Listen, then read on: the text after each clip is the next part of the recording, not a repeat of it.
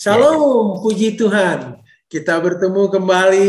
Kami dari ASI Jakarta selalu bersuka cita akan diskusi pendalaman Alkitab melalui pelajaran Sekolah Sabat.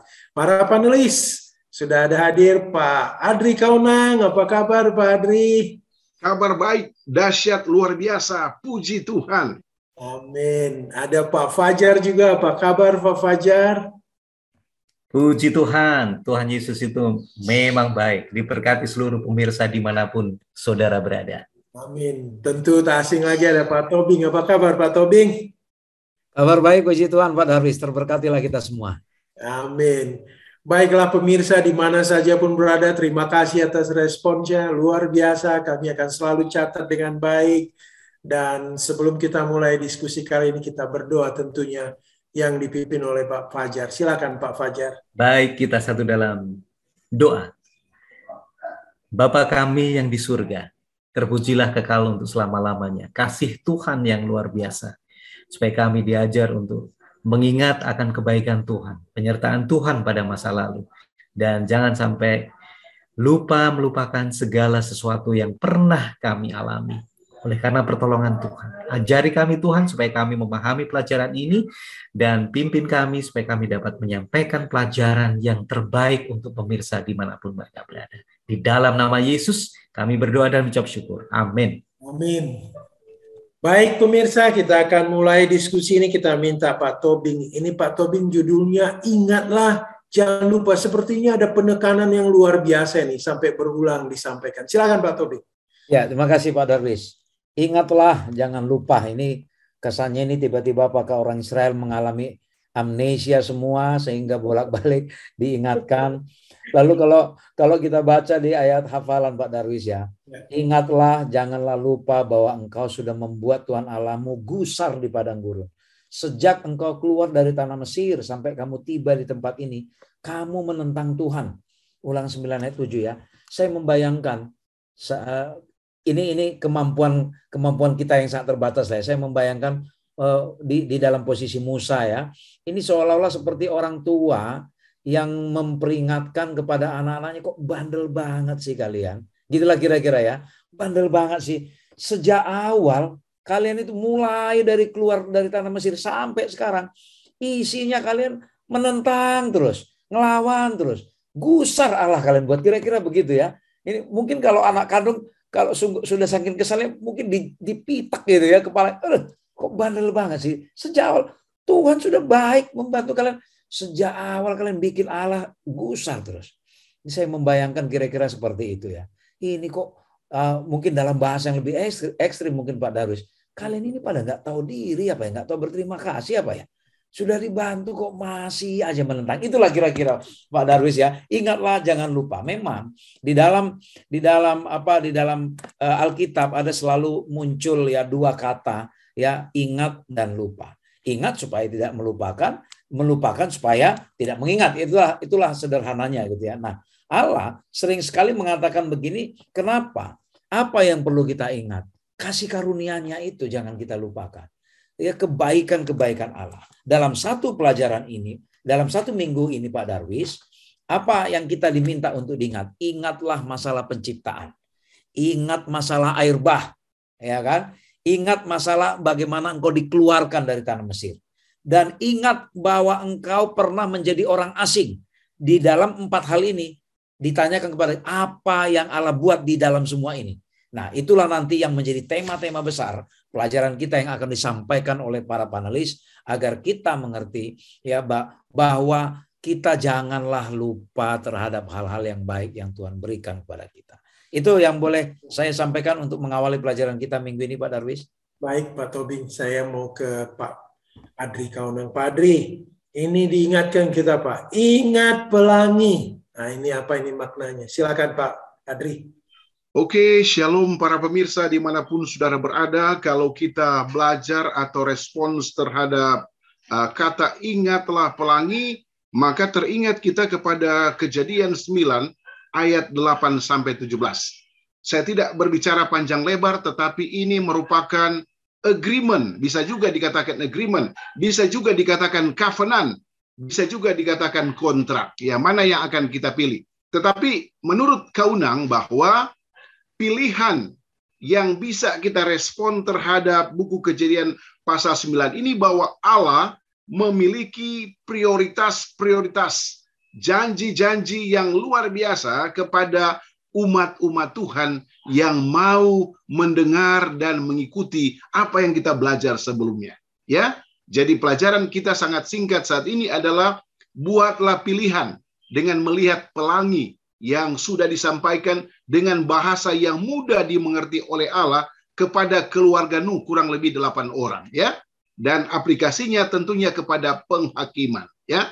Bila mana kita mengikuti apa kata Allah according to God, maka penghakiman itu tidak akan menjadi makna atau akibat efek bagi saya, anak saya, istri saya, dan juga bagi sahabat yang kita sudah injili dan bertobat. Jadi ingat, janji Allah itu relevan dengan penghakiman. Janji Allah itu hubungan baiknya dengan keselamatan. Mana yang akan kita pilih? Sehubungan dengan ingatlah pelangi itu. Kiranya Tuhan selalu memberkati saudara, memberikan istilahnya parakletos, dan tentunya kita selalu melihat janji perjanjian Allah yang sama kepada kita, sesuai kepada perjanjiannya kepada keluarga Nuh. Oke. Itu saja Pak Darwis. Shalom dan terima kasih. Baik Pak Adri, ini hanya pemikiran aja Pak Adri. Kita tentu sering melihat pelangi Pak ya. Jika hujan telah berhenti, ada pelangi, begitu indah ya Pak. Apa Pak yang kita bisa lakukan melihat pelangi ini? Kita diyakinkan, ini adalah janji-janji Tuhan. Kita diyakinkan bahwa memang benar janji Tuhan. Gimana Pak kita meyakinkan diri kita? Silakan Pak. Ya, memang formula dasarnya adalah Alkitab Pak Darwis ya. Kita lihat kalau kita baca dari Kejadian sampai Wahyu atau beberapa pasal di buku lainnya, ada begitu banyak janji ya.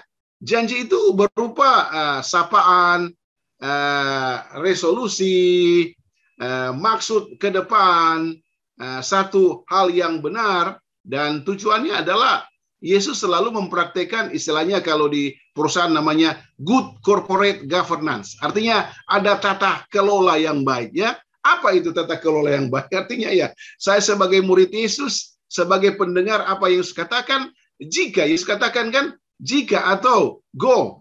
Dalam bahasa itu saya pikir ada bahasa resolusi. Dan itulah yang kita sebut dengan variasi.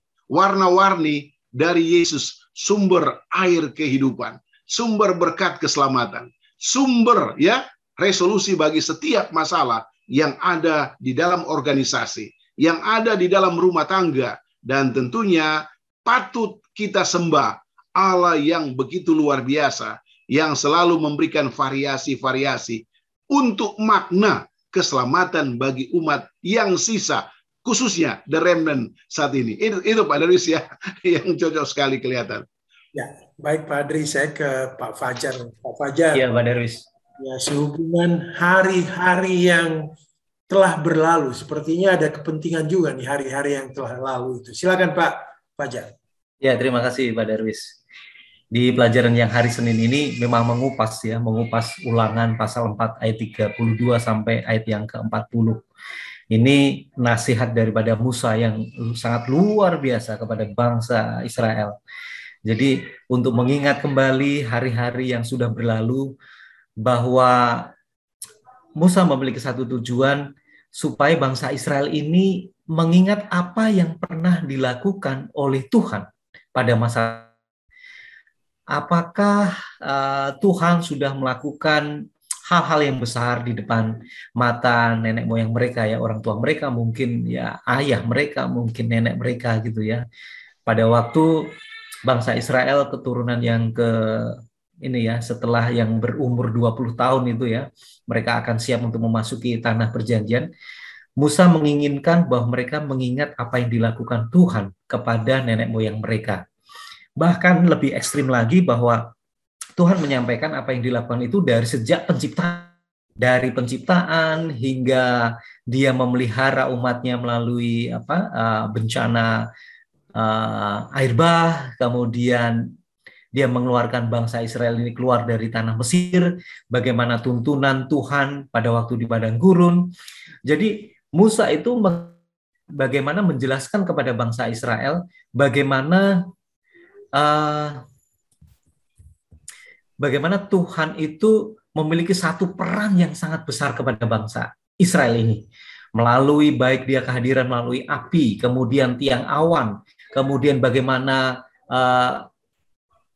kedahsyatan dia melepaskan bangsa Israel dari Mesir, dari tanah Mesir, yaitu melalui Laut Merah dan lain sebagainya. Ini merupakan satu hari-hari yang sudah berlalu dan untuk diingat oleh bangsa Israel.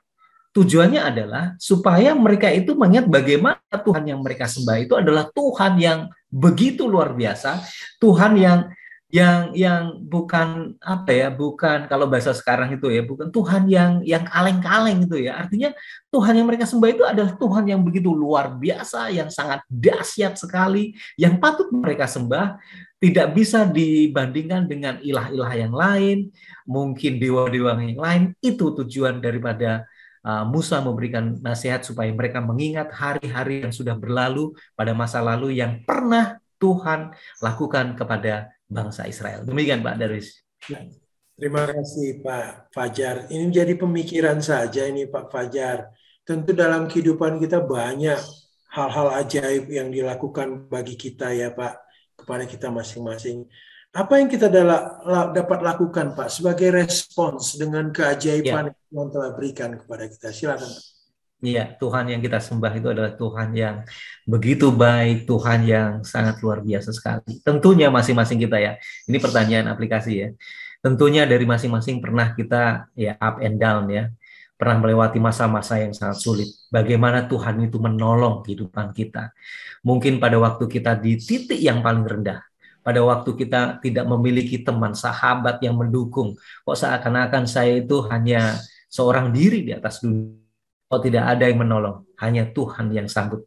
Kepada siapa kita mesti harus meminta pertolongan? Hanya kepada Tuhan. Dan Tuhan memberikan satu keajaiban yang luar biasa dalam kehidupan kita. Yang ada adalah kita takjub. Wow, luar biasa ya. Tuhan ini hebat sekali ini. Nah sekarang pertanyaannya, apa yang mesti kita lakukan kepada Tuhan yang sudah memberi keajaiban dia? Ada dua, Pak Darwis. Yang pertama adalah kita mengucap syukur. Kita berterima kasih. Kita mengucap syukur kepada Tuhan, berterima kasih atas penyertaan dia. Dan yang kedua adalah kita dituntun untuk menjadi seorang umat Tuhan yang penurut, mau melakukan kehendak dia. Kalau kita sudah ditolong oleh Tuhan, apa sih yang harus kita lakukan? Selain daripada kita mengasihi dia, kita menurut, kita melakukan apa yang dia kehendaki. Demikian Pak Darwis. Terima kasih Pak Fajar. Ini saya kembali ke Pak Tobing. Ini Pak Tobing, perhatikan dan jangan kamu lupa loh. Wah ini diingatkan lagi. Ini inti dari minggu ini nih Pak Tobing. Silakan Pak Tobing. Iya Pak Darwis. Jadi perhatikan kalau tidak engkau akan lupa. Jadi memang ini memang intinya. Saya ingin bacakan satu ayat saja Pak Darwis dari Ulangan 4 ayat 9. Tetapi waspadalah dan berhati-hatilah supaya jangan engkau melupakan hal-hal yang dilihat oleh matamu sendiri, ya, dan supaya jangan semuanya itu hilang dari ingatanmu seumur hidupmu. Beritahukanlah kepada anak-anakmu dan kepada cucu cicitmu semuanya itu. Jadi kalau kita perhatikan di ayat ini ada beberapa yang kita harus lihat prosesnya. Apa yang engkau sudah lihat di depan matamu jangan lupa, perhatikan. Dalam bahasa yang lain perhatikan di sini, simak baik-baik. Ya, simak. Jadi kalau bagi kita yang berkesempatan membaca pelajaran bahasa Inggrisnya, take heed ya. Jadi simak ya, mengindahkan ya, jangan sampai acuh gitu ya. Perhatikan baik-baik itu. Jadi perhatikan bukan hanya dilihat, watch, bukan begitu, bukan hanya dilihat, tetapi indahkan ya, disimak. Namanya menyimak itu Pak Darwis, itu dengan segala penuh perhatian, konsentrasi penuh, tidak akan ada perhatian meleng ke kiri dan ke kanan.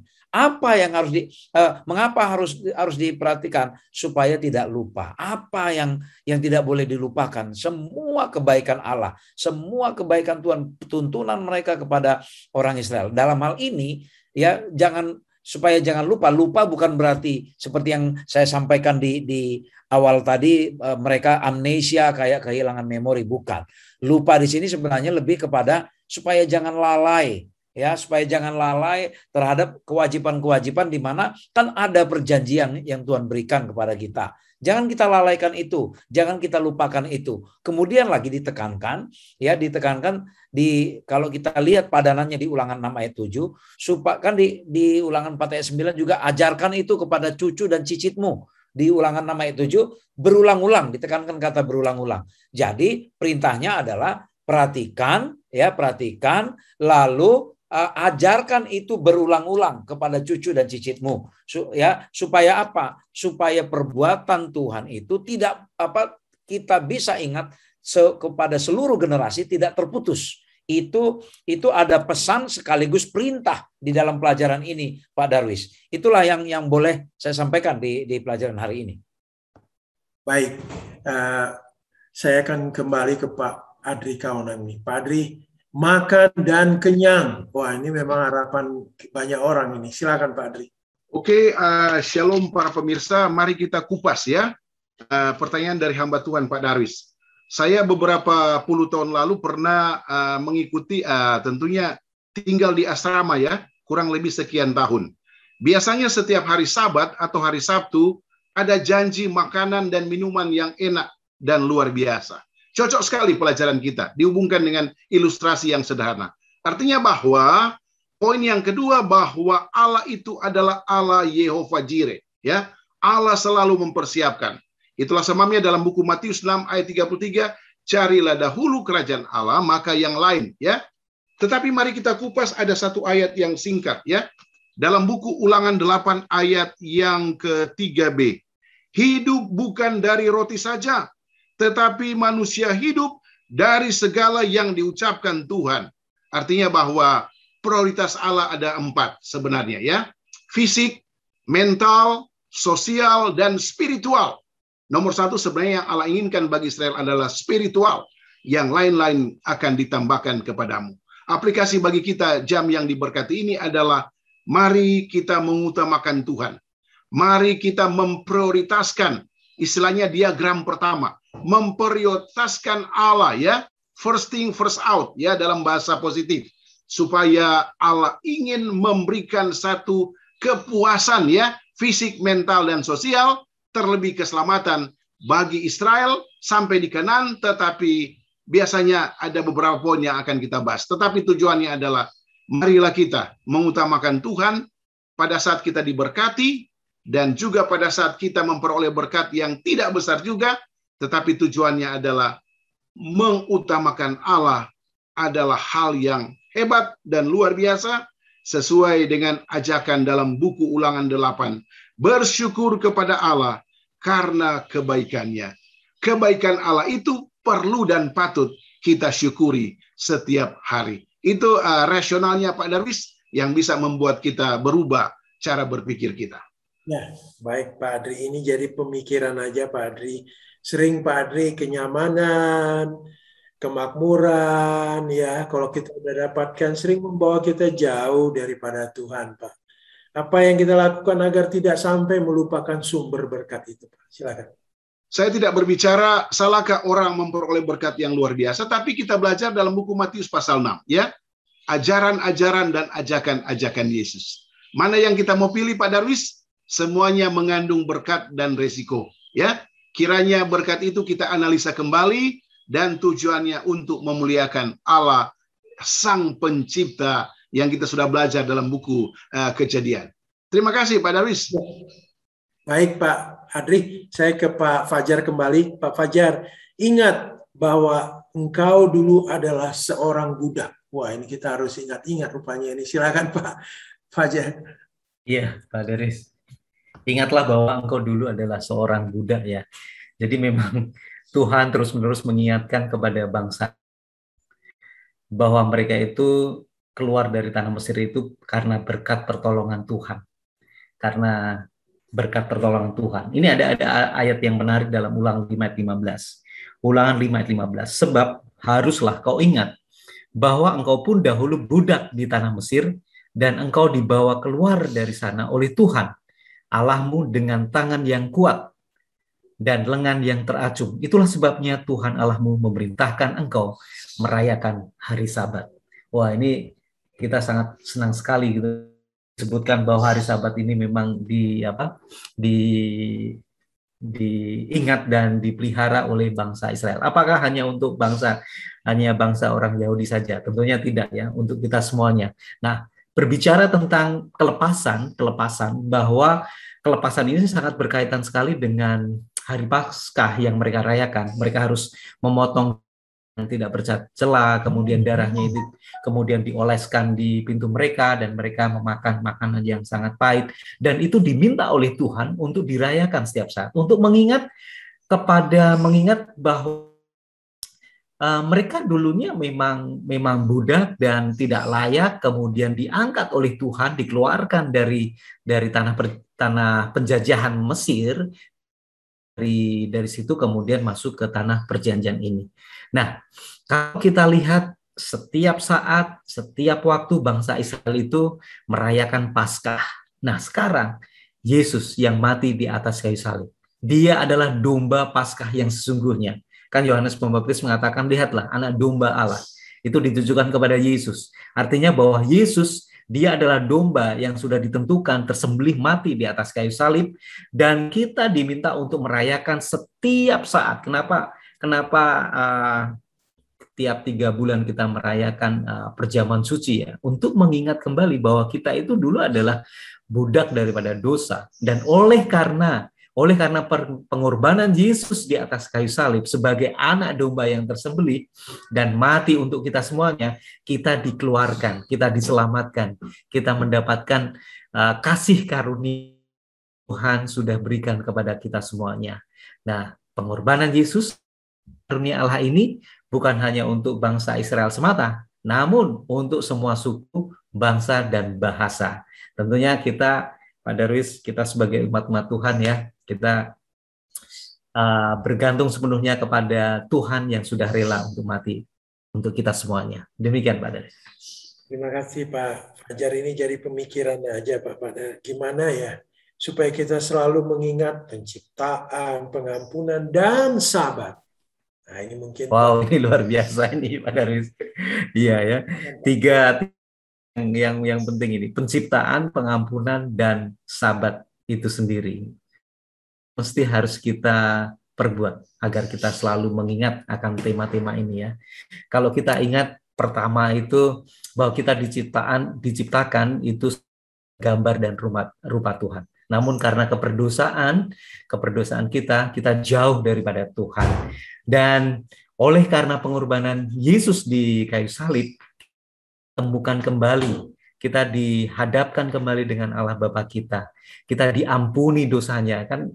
Diampuni dosanya dan diberikan satu kasih karunia yang luar biasa. Nah, oleh karena kita sudah diampuni, kita berterima kasih Pak Darwis, berterima kasih kepada Tuhan atas pengorbanan di atas kayu salib, sehingga kita memperoleh kehidupan kekal dan kita diselamatkan. Nah, karena kita sudah diselamatkan, kita menjadi penurut umat Tuhan, salah satunya adalah memelihara akan hari Sabat. Karena hari Sabat ini akan mengingatkan kita juga bahwa kita itu semua adalah manusia yang berdosa, dan melalui pertolongan Tuhan kita diselamatkan semuanya. Oleh karena itu, jadilah penurut, memelihara apa yang diperintahkan oleh Tuhan, salah satunya adalah memelihara akan kesucian hari Sabat. Demikian. Baik Pak Fajar. Tidak terasa pemirsa, kita akan akhiri diskusi ini dan kita akan minta Pak Tobing untuk memberikan kesimpulan dan kata penutup buat kita kali ini. Silakan Pak Tobing. Pemirsa yang diberkati Tuhan, di dalam kitab Ulangan 19 kali kita akan mendapati kata ingat. Ya, ini melebihi dari kitab-kitab lain di Alkitab ya yang ada kata ingat. Betapa pentingnya agar kita diulang-ulangi diingatkan Tuhan. Kita mengingat betapa besarnya belas kasihan Allah kepada kita. Ketika kita mulai di dalam proses penciptaan, Allah menciptakan kita. Kemudian kita diingatkan, ingatlah dan kuduskanlah hari Sabat. Sebenarnya kita diingatkan agar kembali kepada pencipta kita. Lalu kita diingatkan melalui pelangi sebagai janjinya, agar kita jangan lagi jatuh ke dalam dosa. Cukuplah nenek moyang kita dulu itu dibinasakan melalui air bah.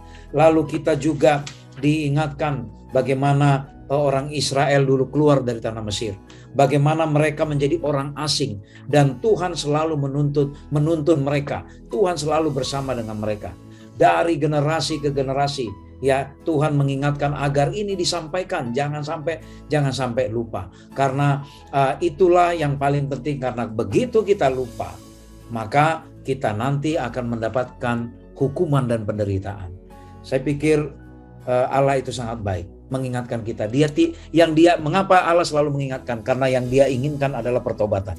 Seandainya Tuhan tidak menginginkan pertobatan, seandainya memang Tuhan senangnya mengincar kesalahan kita, Tuhan tidak akan mengingatkan.